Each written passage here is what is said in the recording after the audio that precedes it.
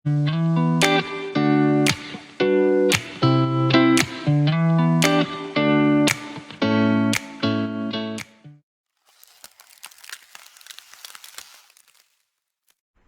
video I have made for the quick revision of Class 12th History, Chapter 1, Bricks, Beads and Bones, the Harappan Civilization.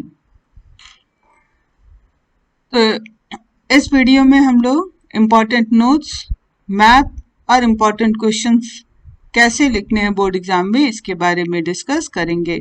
तो जैसे कि आप सबको पता है, मैच्योर हरप्पन कल्चर, इसका पीरियड 2600 BCE से 1900 BCE था। Before this there was early Harappan culture before 2600 BCE, and after the decline of the mature Harappan culture there was late Harappan culture, that was after 1900 BCE.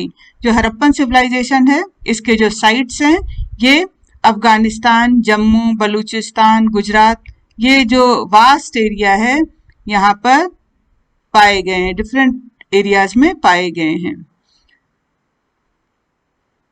एक काफी important question आता है board exam में, list the items of food available to people in Harappan cities. तो इस question के answer के लिए आप लोगों को उन फूड ग्रेन्स को भी मेंशन करना होगा जो कि हरप्पन साइट से मिले हैं, और अगर आप ये मेंशन करोगे कि कौन सा फूड ग्रेन कहाँ से मिला है, अगर एक दो एग्जाम्पल कोट करोगे then you will get more marks. तो आप लोग इसमें मेंशन करोगे कि कौन से फूड ग्रेन्स हरप्पन साइट से मिले हैं। For example wheat, barley, lentil, chickpea and sesame. Millets ये गुजरात से मिले हैं, और जो राइस हैं ये रेयरली ही हरप्पन साइट्स में पाए गए हैं। इसके अलावा डिफरेंट एनिमल बोन्स भी हरप्पन साइट्स में पाए गए हैं। कुछ जो एनिमल्स थे they were domesticated by the Harappan people for their dairy product, and Harappan people they also used to hunt or consume the meat of wild species. तो wild species की हड्डियां भी हरप्पन साइट से मिली हैं, but it is not clear that the Harappan people themselves they hunted these wild species or they obtained meat from other hunting communities. And bones of fish and fowl they are also found in Harappan sites.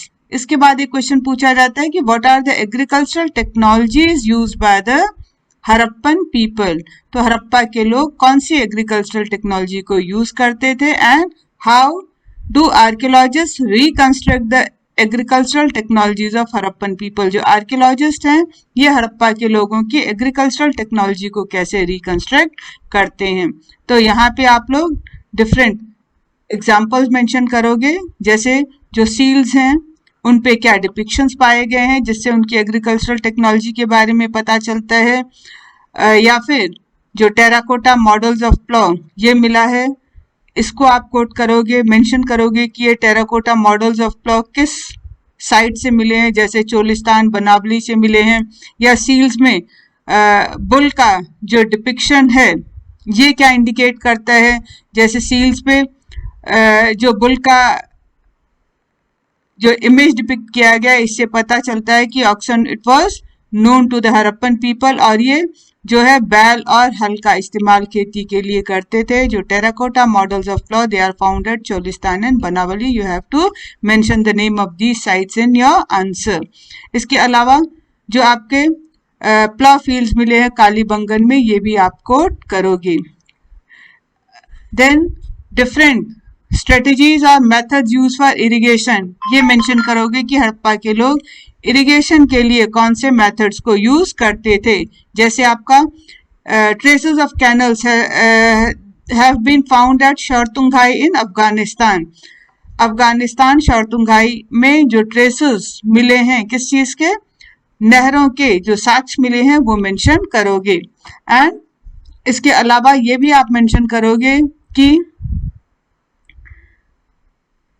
Rain water harvesting, ठीक है, rain water को store करने के लिए, rain water को harvest करने के लिए धौलावीरा में आर्टिफिशियल वाटर रिजर्वर्स भी पाए गए हैं and these artificial water reservoirs and wells they were also used for irrigation purpose. काफी इंपॉर्टेंट क्वेश्चन आता है कि write down the distinctive features of Mohenjodaro. जो मोहनजोदड़ो है इसके डिस्टिंक्टिव फीचर्स क्या थे, तो इसमें आप लोग मेंशन करोगे कि Mohenjodaro it was the largest Harappan site and it was divided into two sections. जो हड़प्पा का जो सबसे लार्जेस्ट साइट मोहनजोदड़ो, ये दो सेक्शंस में डिवाइडेड था। सिटेडल, फिर सिटेडल के बारे में मेंशन करोगे, लोअर टाउन है इसके बारे में मेंशन करोगे। आप लोग ये जो आपका मोहनजोदड़ो की टाउन प्लानिंग है ये 8 मार्क्स की आती है और इसीलिए आपको ये पूरा आंसर कंप्लीट करना है। सिटेडल के जो इंपॉर्टेंट फीचर्स हैं, citadel it was constructed on mud platform and it was also walled. Then important buildings which were made in this area in Citadel, warehouse and Great Bath। ये भी आप थोड़ा इसका एग्जांपल कोट करोगे। Lower town के बारे में भी आप लोग मेंशन करोगे कि लोअर टाउन क्या था और लोअर टाउन की जो प्लानिंग है इसको थोड़ा सा आप डिटेल मेंशन करोगे। स्पेशली ड्रेनेज सिस्टम को जरूर मेंशन करोगे कि lower town it had carefully planned drainage system. The roads and streets they were laid out along an approximate grid pattern। ये आपका जो roads and streets थे ये एक grid pattern में प्लान किए गए थे। फिर लोअर टाउन यहाँ पे ज्यादातर रेजिडेंशियल बिल्डिंग्स बनी हुई है। रेजिडेंशियल बिल्डिंग के इंपॉर्टेंट फीचर्स भी आप जरूर कोट करोगे कि many of the residential buildings they were centered on a courtyard with rooms on all sides. Every house had its own bathroom paved with brick and drains connected through the wall to the straight drains। इसके अलावा आप NCERT में जैसे हमने discuss किया था great bath के बारे में जरूर मेंशन करोगे अगर आप मोहनजोदड़ो की प्लानिंग को मेंशन कर रहे हो अपने आंसर में। एक और इम्पोर्टेंट क्वेश्चन आता है, पूछा जाता है कि how do archaeologist they track social differences. जो आर्कियोलॉजिस्ट हैं वो सोशियो इकोनॉमिक डिफरेंसेस को किस तरह से आइडेंटिफाई करते हैं। सोशियो इकोनॉमिक डिफरेंसेस को आइडेंटिफाई करने के लिए आर्कियोलॉजिस्ट कौन से मेथड्स को यूज करते हैं, तो इसमें जो archaeologist they study burials and they also look for luxuries to trace the socio-economic differences of Harappan people। burials जो हैं वो कैसे बनाए गए थे ये आप जरा मेंशन करोगे कि हरप्पन साइट्स में जो मृतक थे नॉर्मली वो लोग गड्ढों में दफनाए जाते थे और किस तरह से बरियल पिट्स को बनाया गया था और ये बरियल पिट्स को बनाने का जो तरीका है इससे सोशियो इकोनॉमिक डिफरेंसेस को आइडेंटिफाई करने की कोशिश आर्कियोलॉजिस्ट ने की है। फिर आप मेंशन करोगे कि जो हरप्पन आर्टिफैक्ट्स हैं उनको दो कैटेगरी में डिवाइड किया गया है, utilitarian objects and luxurious items. तो यूटिलिटेरियन ऑब्जेक्ट्स कौन से थे? Utilitarian object they are the objects which are of daily use and made fairly easily available materials are easily available raw material, and luxurious items are those items if they are rare or made from costly non-local material or with complicated technology। ये चीज with example आप अपने answer में coat करोगे। After this one more important question which is asked in board exams: how crafts are produced in Harappan sites or different centers of craft productions। तो आप लोगों का क्राफ्ट प्रोडक्शन से related जो क्वेश्चन आएगा उसमें कि हाउ गुड्स वर प्रोड्यूस और craft were produce in Harappan sites and what was the process of bead making and different material use for bead making in Harappan sites. तो इसमें आप लोग क्राफ्ट प्रोडक्शन में मेंशन करोगे स्पेशली चंदूद्रो, जो एक बहुत ही छोटा सेटलमेंट था जो कि क्राफ्ट प्रोडक्शन के लिए डेडिकेटेड था। यहाँ पर कौन कौन से आइटम बनते थे, बीड्स बनाने के लिए कौन कौन से आइटम्स को यूज किया जाता था, बीड्स बनाने की टेक्निक क्या थे, विद एग्जाम्पल आप कोट करोगे। और अगेन ये जो क्वेश्चन है 8 मार्क का भी बोर्ड एग्जाम में पूछा जाएगा। एक क्वेश्चन पूछते हैं कि how do archaeologist they identify the centres of craft production. जो आर्कियोलॉजिस्ट हैं वो क्राफ्ट प्रोडक्शन के सेंटर को कैसे आइडेंटिफाई करते हैं। तो archaeologist they identify centres of craft production by looking for raw material and tools use. ये क्राफ्ट प्रोडक्शन के सेंटर्स को आइडेंटिफाई करने के लिए आर्कियोलॉजिस्ट ये रॉ मटेरियल और टूल्स जो है इसको खोजते हैं। और जो वेस्ट है ये क्राफ्ट वर्क का बेस्ट इंडिकेटर है। कई बार जो लार्ज वेस्ट पीस है उसको यूज किया जाता है स्मॉलर ऑब्जेक्ट्स को बनाने के लिए, लेकिन जो छोटे पीसेस होते हैं वो प्रोडक्शन साइट पे छोड़ दिए जाते हैं, फेंक दिए जाते हैं, बिखरे पड़े मिलते हैं, जो कि जो वेस्ट है ये क्राफ्ट प्रोडक्शन के सेंटर का बेस्ट इंडिकेटर है।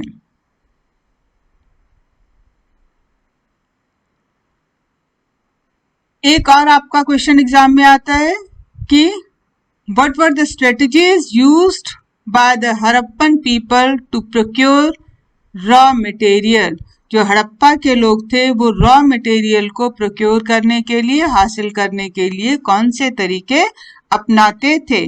तो कैसे हमें पता चलता है कि ये लोग रॉ मटेरियल को दूसरी जगह से भी मंगाते थे, क्योंकि terracotta toy model of bullock carts have been found in Harappan sites. तो इससे पता चलता है कि जो बैलगाड़ी है उसका इस्तेमाल ट्रांसपोर्टेशन के लिए किया जाता था for goods and people.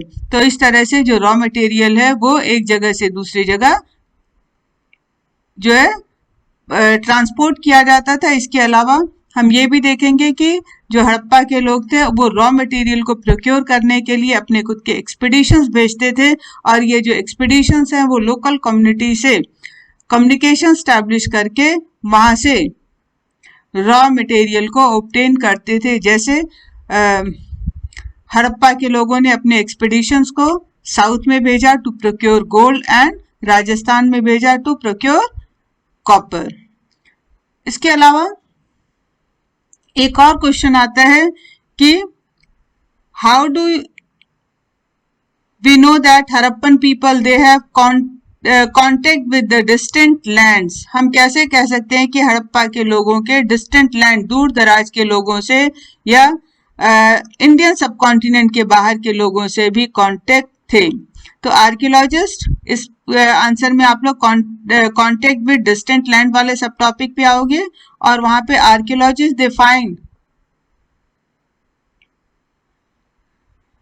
archaeological finds suggest that copper was also probably brought from Oman on the southeastern tip of Arabian peninsula. Archaeological find से पता चला है कि हड़प्पा के लोग जो हैं ये कॉपर ओमान से मंगाते थे, जो कि south eastern tip Arabian peninsula के सिचुएटेड था। मेसोपोटामिया के जो टेक्स्ट है, वहां की जो किताबें जो कि थर्ड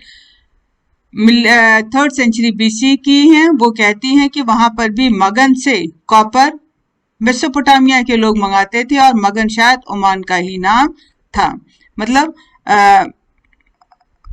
ओमान को मेसोपोटामियन टेक्स्ट में मगन रिफर किया गया है। दूसरे जो आर्कियोलॉजिकल फाइंड्स ये बताते हैं कि हड़प्पा के सील्स, वेट्स, डाइस, बीड्स ये दूसरे रीजन्स में पाए गए हैं, चाहे वो ओमान में या मेसोपोटामिया में, जो कि ये शो करता है कि हड़प्पा के लोगों के ट्रेड रिलेशंस मेसोपोटामिया के साथ भी थे और ओमान के साथ भी थे। तो ये जो आपका हड़प्पन आर्टिफैक्ट्स का दिलमन में पाया जाना, बहरीन में पाया जाना, ये बताता है कि हड़प्पा के लोगों का बहरीन के साथ भी रिलेशन था। देन मगन मतलब ओमान के साथ भी था, एंड मेलुहा।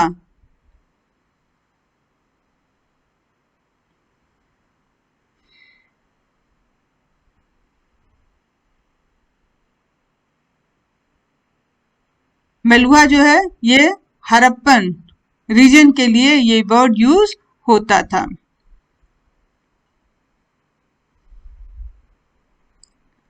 इसके अलावा अगर हम मेसोपोटामियन टेक्स्ट को देखें तो मेसोपोटामिया की जो किताबें हैं वो बताती हैं कि जो मेलुहा मेलुहा हरप्पन पीपल के लिए यूज किया गया है। It was the land of seafarers, ये नाविकों का देश था। इसके अलावा बहुत सारे ऐसे सील्स मिले हैं जिसमें शिप्स और बोट्स को डिपिक्ट किया गया है, और ये सील्स हरप्पन साइट्स में भी मिले हैं। इसके अलावा ये बहरीन में मिले हैं, मेसोपोटामियन सील्स में भी ये डिपिक्ट किया गया है, जिसका मतलब कि ये लोग वाटर ट्रांसपोर्टेशन या जो भी आपका सी रूट से ट्रांसपोर्ट करना, ट्रांसपोर्टेशन से फेमिलियर थे, और आपस में इन जो एंशियंट सिविलाइजेशंस का ट्रेड रिलेशन था। एक इंपॉर्टेंट क्वेश्चन पूछा जाता है कि what do you know about the Harappan script. Harappan script के बारे में आप क्या जानते हो? तो हरप्पन स्क्रिप्ट के बारे में आप जरूर मेंशन करोगे कि हरप्पन जो सील्स हैं इसमें 1 लाइन ऑफ राइटिंग होती थी, और शायद ये जो हरप्पन सील्स में जो स्क्रिप्ट 1 लाइन ऑफ राइटिंग है, हरप्पन स्क्रिप्ट्स को आज तक पढ़ा नहीं गया है, लेकिन शायद ये जो 1 लाइन ऑफ राइटिंग था इसमें ओनर का नाम और टाइटल रहता होगा, और ये जो सिंबल है, जो एनिमल मोटिव और प्लांट मोटिव डिपिक्ट किया गया था सील्स पर, शायद ये उन लोगों के लिए था जो कि लिख और पढ़ नहीं सकते थे। ज्यादातर जो इंस्क्रिप्शंस थे ये शॉर्ट थे, जो लॉन्गेस्ट इंस्क्रिप्शन था इसमें 26 साइंस थे। ये क्लियर है कि Harappan script it was not alphabetical and the script was written from right to left. Then one more important question is there. What do we know about the ancient authority of the Harappan people? जो Harappan civilisation की ancient authority के बारे में हम लोग क्या जानते हैं? तो यहाँ पे आप जरूर मेंशन करोगे कि हरप्पा में इस चीज के क्लियर इंडिकेशंस मिलते हैं कि कॉम्प्लेक्स डिसीजन लिए जाते थे, उनको इम्प्लीमेंट भी किया जाता था। एक बड़ी बिल्डिंग मिली है मोहनजोदड़ो में जिसको कि पैलेस के रूप में लेबल किया गया है, लेकिन इससे जुड़ी और कोई भी स्पेक्टेकुलर फाइंड्स इस चीज को सपोर्ट नहीं करती है। एक स्टोन स्टैचू भी मिला है जिसे प्रीस्ट किंग करके एड्रेस किया गया है। तो कुछ जो आर्कियोलॉजिस्ट हैं उनका मानना है कि there was no ruler in Harappan civilization, all the people they enjoyed special equal status, while some archaeologists they suggest that there was no single ruler but there were several rulers. For example, Mohenjo-daro had a separate ruler, Harappa had a separate ruler, and so on. And फिर वहां पे आप जो final conclusion है उसमें जैसे book में discuss किया था हम लोगों ने कि बहुत सारे आर्कियोलॉजिस्ट का मानना है कि there was a Harappa was a single state, and by seeing the uniformity in the Harappan artifacts, uniformity in the Harappan bricks, pots and other things, or how the settlements were strategically established, तो इन सब चीजों को देखते हुए ये लगता है कि Harappa it was a single state and there was a single ruler, and the last theory that Harappa it had a single ruler, this theory seems more reasonable. एक और इम्पोर्टेंट क्वेश्चन है कि ये हरप्पन सिविलाइजेशन डिस्ट्रॉय कैसे हुआ, ये इस नष्ट कैसे हुआ, इसके लिए जो डिफरेंट थ्योरीज हैं मेंशन करोगे आप लोग। Climatical change, deforestation, excessive floods, shifting up और ड्राइंग अप ऑफ रिवर्स, ये मेंशन करोगे। लेकिन ये मेंशन करोगे कि ये जो भी रीजंस है ये एक दो साइट्स के लिए तो सही हो सकते हैं लेकिन सारे साइट्स के लिए नहीं। लेकिन ज्यादा क्लियर होता है कि हड़प्पन सिविलाइजेशन को यूनिफाई करने वाला जो एलिमेंट था वो डिस्ट्रॉय हो गया, हड़प्पन स्टेट डिस्ट्रॉय हो गया, और शायद इसीलिए जो हड़प्पन जो सिटीज थे they were abandoned over the period of time. How Harappan civilisation was discovered, यहाँ पे कनिंघम का कंफ्यूजन क्या था ये भी इंपॉर्टेंट है। कनिंघम फर्स्ट डायरेक्टर जनरल थे आर्कियोलॉजिकल सर्वे ऑफ इंडिया के, जो 19th century mid 19th century में इंडिया आए थे। ये किस चीज में ज्यादा इंटरेस्टेड थे, ये आपका इंडिया में अर्ली सिटीज के डेवलपमेंट में ज्यादा इंटरेस्टेड थे, अर्ली हिस्टोरिकल सिटीज में ज्यादा इंटरेस्टेड थे, और इसीलिए उन्होंने हड़प्पन जो साइट्स, वो साइट जहाँ पे हड़प्पन सिविलाइजेशन डेवलप हुआ था उसको बहुत ज्यादा वैल्यू नहीं किया। हड़प्पन सील भी जब उनके पास पहुंचा तो वो उसको सक्सेसफुली उस टाइम पीरियड में रखने में फेल रहे, जिससे वो फेमिलियर थे, और इसीलिए उन्होंने हड़प्पन सील के सिग्निफिकेंस को मिस कर दिया, हड़प्पन साइट्स के बारे में पता नहीं चला। And finally in the second decade of 20th century जो है आपका जॉन मार्शल, इन्होंने अनाउंस किया किस चीज का, discovery of a new civilization in the Indus valley to the world.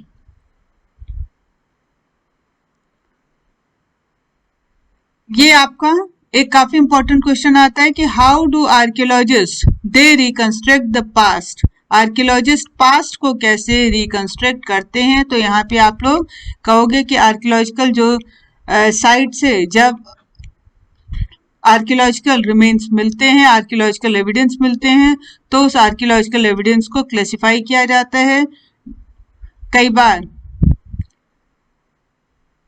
In terms of material, फिर दूसरी तरीके से इन टर्म्स ऑफ फंक्शन। पहले in terms of material classify करने की कोशिश की जाती है, दूसरे जो है वो इन टर्म्स ऑफ फंक्शन भी इसको आइडेंटिफाई करने की कोशिश करते हैं। फिर दूसरे आर्कियोलॉजिस्ट ये डिसाइड करते हैं कि ये जो आर्टिफैक्ट है ये कहाँ से मिला और किस रेफरेंस में मिला है।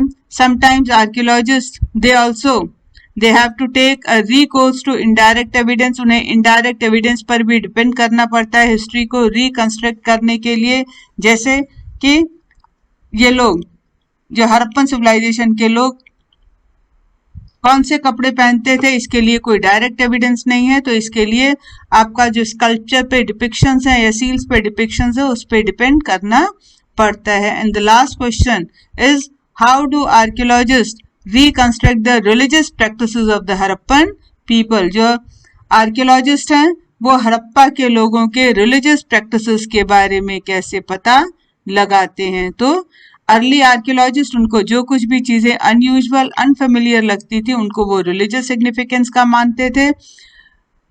हड़प्पा के लोगों के रिलीजियस प्रैक्टिसेस बिलीफ्स को पता करने के लिए सील्स को एग्जामिन किया गया है, जिसपे रिचुअल सीन्स को, कुछ सील्स पे रिचुअल सीन्स को डिपिक्ट किया गया है, कुछ ऐसे सील्स हैं जिसपे प्लांट मोटिव्स को डिपिक्ट किया गया है जो कि नेचर वर्शिप को शो करते हैं, कुछ पे एनिमल्स को डिपिक्ट किया गया और ये लगता है कि वो एनिमल्स जो उनके लिए सेक्रेट थे उसको उन्होंने सील्स पे ज्यादा डिपिक्ट किया होगा। और इसमें जो फ्रीक्वेंटली डिपिक्टेड एनिमल है that is unicorn which seems to be mystical composite creature. इसके अलावा कुछ सील्स पे एक फिगर, एक इंसान बैठा हुआ दिखता है क्रॉस लेग योगिक पोस्चर में, और इसको आर्कियोलॉजिस्ट ने प्रोटोशिव जो है माना है। कोनिकल स्टोन ऑब्जेक्ट्स भी पाए गए हैं जिसको कि आर्कियोलॉजिस्ट ने लिंग का नाम दिया है। तो ये आपका इम्पॉर्टेंट क्वेश्चंस इस चैप्टर से रिलेटेड बोर्ड एग्जाम में आ सकते हैं। आप लोगों को आंसर्स पॉइंट्स में लिखने हैं, क्लियर लिखने हैं, आपको अपने आंसर्स में कोट करना है। अगर साइट्स वगैरह के नाम है तो उसको आंसर में आप कोट करके अपने आंसर्स को कंप्लीट करोगे, then only you will get good marks. Now map work, तो आपका कुछ इंपॉर्टेंट हड़प्पन साइट्स हैं जो कि सीबीएसई बोर्ड एग्जाम्स में पूछे जाते हैं। आप लोग ध्यान से इसको देखो, जैसे Harappa, Banawali which is in Haryana, Rakhigarhi it is in Rajasthan, then Mohenjodaro Pakistan, Kot Diji again Pakistan, Chanhudaro Pakistan, Balakot Pakistan, Dholavira, Nageshwar, Lothal. तो ये जो साइट्स हैं इसको आप लोग प्रैक्टिस कर लोगे। एग्जाम में पूछा जा सकता है कि name the first site to be excavated in Indus valley civilisation. तो फर्स्ट साइट जहाँ पे एक्सकवेशन हुआ that was Harappan site. Name the largest site of Indus valley civilisation that is Mohenjodaro. Name the site from the evidence of plough field was found that is Kalibangan. अगर ऐसा पूछेंगे, अगर आपसे पूछेंगे कि आर्टिफिशियल वाटर रिजर्वर्स कहाँ पे पाए गए हैं, that is Dholavira. Lothal it was the port city. अगर पोर्ट सिटी या डॉकयार्ड हरप्पन सिविलाइजेशन का पूछेंगे तो ये आपका लोथल आएगा। Nageshwar, Balakot, these centers were dedicated to craft production। Lapis lazuli कहाँ मिलता था, कार्लिनियन कहाँ मिलता था, ये आपका इंपॉर्टेंट इस तरह से भी ये साइट्स पूछे जा सकते हैं। तो इतने जो साइट्स हैं